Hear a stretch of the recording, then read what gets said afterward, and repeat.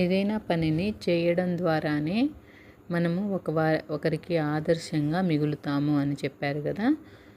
22వ శ్లోకంలో కర్మయోగ ఆవశ్యకతను స్వకీయ దృష్టాంతం ద్వారా తనని ఉదాహరణగా తీసుకుని చెప్తున్నారు పరమాత్మ.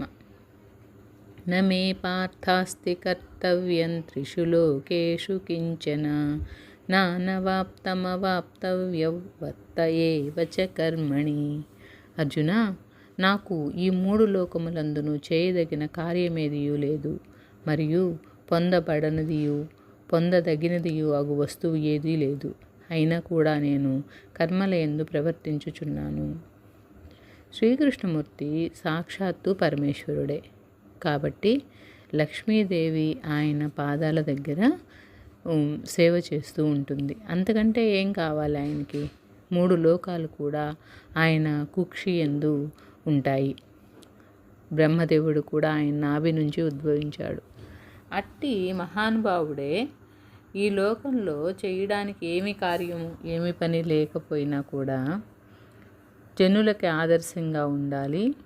వాళ్ళు కూడా తను ఎలా అయితే కర్మలను చేసి ప్రజోపకారానికి ఉపయోగపడుతున్నాడో అలా చేయాలనే ఉద్దేశంతో నిరాకారుడైనా కూడా ఆకారాన్ని ధరించి ప్రజలతో కలిసి మమేకమై ధర్మాన్ని ఆచరించి ధర్మాన్ని బోధించి ముక్తి మార్గానికి జనులను తీసుకువెళ్ళడానికి ప్రయత్నించాడు.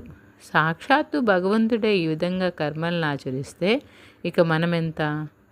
జీవన్ముక్తుడైనప్పటికీ తత్వానుభూతి తాను పొంది తాను ఆచరించి మిగతా వాళ్ళకి చెప్పాలి అనే ఉద్దేశంతో భగవానుడు ఈ విధంగా చేశాడు. కాబట్టి ఆయనే మనకి ఆదర్శం.